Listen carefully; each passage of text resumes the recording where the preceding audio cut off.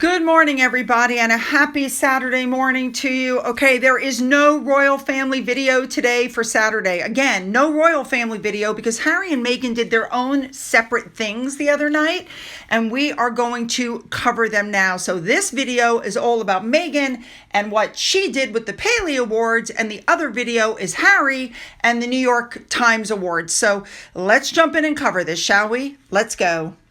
All right, before we go into the big story, I just had to touch on this Smart Works. You know, that charity that Meghan was the patron on all those years ago, and she says she's still the patron of, even though you never hear anything about it all during the year. They had a Christmas concert in London, December 3rd. So, of course, Meghan Markle had to send a message and a poem. I have to tell you, this was one of the most pathetic attempts to steal the spotlight from Catherine's Christmas Carol concert I've ever seen. She put out a whole statement about SmartWorks and how Christmas is helping with SmartWorks and this and that and SmartWorks, and I'm not going to read it to you because it's boring as hell in my opinion. Here's the part that really gets me. She also selected a poem for the reading called I've Learned. Here's what it says. I've learned that no matter what happens or how bad it seems today, life does go on and it will be better tomorrow. I've learned that you can tell a lot about a person by the way she handles three things: a rainy day, lost luggage, and tangled Christmas tree lights. I've learned that regardless of your relationship with your parents, you'll miss them when they're gone from your life. I've learned that making a living is not the same thing as making a life.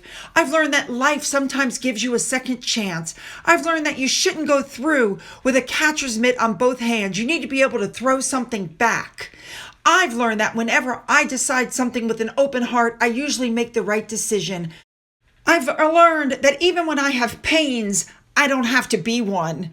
And finally, it ends with, I've learned that every day you should reach out and touch someone. People love a warm hug or just a friendly pat on the back. I've learned that I still have a lot to learn. I've learned that people will forget what you said. People will forget what you did, but people will never forget how you made them feel. I can't tell you, the first thing that runs to my mind is Thomas Markle. Really? You have the nerve to put that poem out, but yet you can't reach out to your dad? Oh my God. So, of course, now articles are coming out about how this is a reflective piece brimming with emotionally charged words, listing the life lessons, how important it is. But they're talking about how this is a hint that she's missing her dad. She's not missing her dad. She could have called him at any time. She still could. I have absolutely no doubt that when Thomas Markle does pass away, Meghan's going to try to, oh, I miss my dad. I love my dad no matter what, blah, blah, blah. But it will be unrecoverable for her. Her image will be forever tarnished if she doesn't let that man meet his grandchildren before he meets his maker. All right, let's move on to the big story for this video. To start with, I have to discuss this title. This is supposed to be an award for Tyler Perry, and instead it's Lilibet's godfather. So Tyler isn't Tyler anymore. Now he's just Lilibet's godfather. So Meghan went to the Paley Honors Fall Gala. This is the 2024 gala, and she was there to support Tyler Perry because he was receiving the highest honor from the Paley Center Media. Don't forget, as we discussed previously, Meghan, Harry, Ted Sarandos from Netflix, Ari Emanuel from WME, Kerry Washington, Gayle King. These are the people who voted in this award to him. I mean, like, really? First impression, she's hardly wearing any jewelry, just the necklace, her wedding rings, and Trev's bracelet. But that's because this necklace, I'm assuming it's on loan, because that looks like a smattering of diamonds. She didn't want it detracted from, so that's why she's hardly wearing any jewelry. Now, of course, the information all came out. Meghan was wearing a strapless Oscar de la Renta gown worth about $7,000, and they're saying it was adjusted by a seamstress because initially it was supposed to have a longer train. Okay, I know I'm not a slave to fashion, but who the hell pays $7,000 for what looks like just some black fabric draped around her? Oh my God. The shoes were about $600, but here we go. The tennis necklace, the 18 karat Fortuna diamond tennis necklace is 26,350 pounds or over $33,500 just for the necklace. There you go.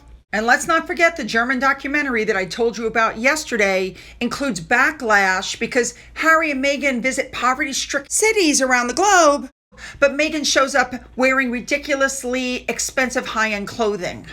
We know now that she and Harry are working really hard on their image and they're so in love, and he's talking about it at one event and she's got Tyler Perry talking about it. Here's what he had to say. They go up to Tyler Perry and say, "What do you love so much about Harry and Meghan and your friendship with them?" And Tyler Perry goes, "Just how much they love each other. It's a pure and beautiful friendship. I love them both. They love each other and they have a beautiful family." The articles say that Meghan was, and I'm quoting, deployed onto the red carpet as the representative of the Paley Foundation's committee. Anyway, I kept looking at that dress and I thought, wow, that looks really familiar. Where have I seen this before? It looks almost identical to what she wore to her friend's launch party, except this was like a corset top and some pants on the bottom, and now she's wearing a dress, but it looks identical. So let's go back. Meghan is all smiles as she walks the red carpet because, this puts her in her element. At some point, she caught up with Tyler Perry. Here's what happened when she did. She was like, oh my God, Tyler, it's you. Hey guys, snap that picture of my wedding rings. Quick, I can't hold my arms up forever. Look at her. She's like, oh. She did the seal clap. Then she did the over-exaggerated fake hug. And then she and Tyler Perry are standing there having, I wish I was a lip reader because I'm sure it was some stupid, talk, whatever that they usually do. They turned around, they posed for pictures. They looked very happy. Apparently, Meghan took a lot of selfies with guests on the way to her table. And guess who she sat with? She sat with Kerry Washington and Tyler Perry. They made sure she was absolutely at the top table. All right, one more thing before we continue on. I couldn't help but notice this.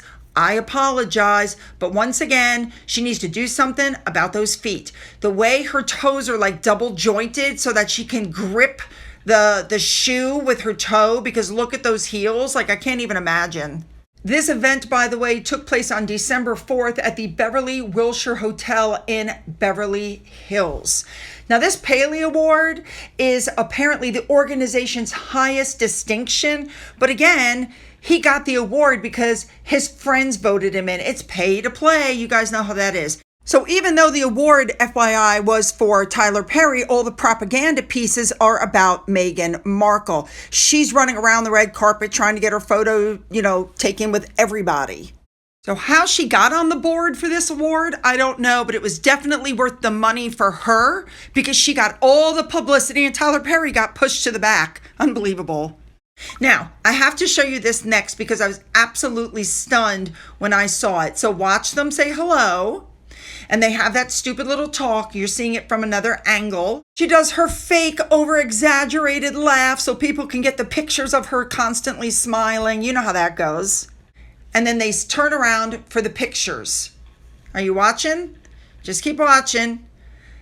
She's like, no, this is my better side. Let me get on this side and let's look up for the photos. And they take the photos, okay? So here's the problem.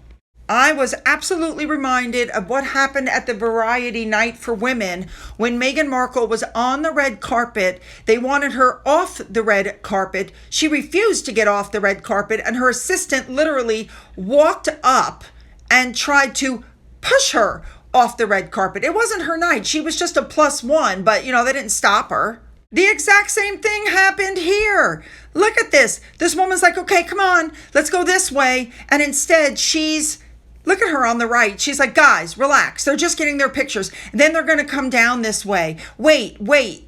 Now she stands there and then she tries again to get Meghan and them to come down. She's totally being ignored. I'm not even sure what her job is because nobody's listening to her anyway. But you could tell from the mask slip, she couldn't help it. She was not happy. Then she continues on down the red carpet. Now, I couldn't help but think to myself that this was just, I don't know. First of all, the first thing I noticed is she looks take this for what it's meant. She looks greasy. She looks like she's bathed herself in baby oil. Do you guys see that? I mean, she looks like she poured baby oil all over her body. I'm sorry, but for me, that's just not a good look. Here's an old filtered picture. Her complexion is not looking so good. I feel that I would be remiss in my reporting if I also didn't point out that that dress looked very much like one that Catherine wore in 2011 and one that Diana wore after her engagement on her very first outing. Very similar. Now she finally gets into the back, and there she is standing next to Ted Sarandos from Netflix. And she's with, by the way, that woman that she's talking to that tried to push her down the carpet. She's from Sunshine Sacks, which I didn't think she was with them anymore, but whatever. She's next to Ted multiple times, but Ted, there's no pictures of Ted even speaking to her. So that just lends credence to all the reports we've heard that her deal with Netflix may really be on the rocks, because he didn't even say hello. Now, it could be just me, but it looks to me like people are being polite and saying hello, but nobody's really engaging with her or having any in-depth conversations with her. A couple of people wanted some pictures. She took the pictures, but this woman from Sunshine Sacks is just like trying to get her to the table, but nobody's really speaking to her from what I'm seeing. Now, at some point during the night, she's sitting there next to Kerry Washington, who is, going at it. So here goes Meghan, and she still manages to find the camera and smile at it. You see that? Remember, you guys, this is the same Kerry Washington that Meghan did a photo op with and then didn't remember her because it was simply that, a photo op. And then when Meghan put the picture up, Kerry was like, wait a minute, I've met her before. This is Tyler Perry, who didn't know Meghan before she married Harry and wasn't interested in Meghan before she married Harry. It's the same with Oprah. Harry's the draw, not Meghan. Now, I have to tell you, this picture really got me. Tyler Perry and Oprah. I'm sure you guys have noticed that it's always the same group. Gayle King, Oprah, Tyler Perry, Meghan Markle. Gayle King, Oprah, Tyler Perry, Meghan Markle. Next thing you know, Oprah will be up for an award. Or Gayle King. Now, one other thing I have to point out, when you go to an event like this, who the hell is doing her hair? Because, I'm sorry, the back is just a big whopping mess. Now, as People magazine, the one that we know Harry emails directly when he wants to release information, is calling this glamorous. I think they really need to check themselves, because if you want glamorous, you would do something like this. Why doesn't Meghan have somebody do something like that with her hair? Like, what's the issue? So at the end of the evening, she decides it's time to go, and she walks out. It looks like she's in an alley next to some trash cans. Like, I guess security thought it was safer to take her out the back door. And so she's dragging this, super expensive dress all over the ground. She's teetering on these heels. I'm just like, oh my God, could this get any worse? I'm sorry, guys. I know I should be better than this, but they took her out the way they take out the trash. If that's not karma, I don't know what is. Was the evening a success? Well, I guess that depends on who you talk to. I mean, she wasn't doing anything philanthropic. She was able to put on ridiculously expensive clothing and jewelry. She was able to rub elbows with the stars. To her, that is success, not helping the poor. That's just the facade that she puts on. In case you haven't noticed, Harry's the one going around doing, the philanthropic work. She's the one rubbing elbows with the stars. That's her work. Now, I just want to point out also at the end that don't forget, the reason they said they were splitting up their work and they were doing this was so that somebody could always be home with the kids. Looks to me on this night, nobody was home with the kids. All right, you guys, you know what to do. Hit the like and the subscribe button and the thumbs up button. Remember, there is no royal family video. Video number 2 is going to be all about Harry and where he was on that night. So don't forget and follow me over. You'll find the link down in the description box. Let's go.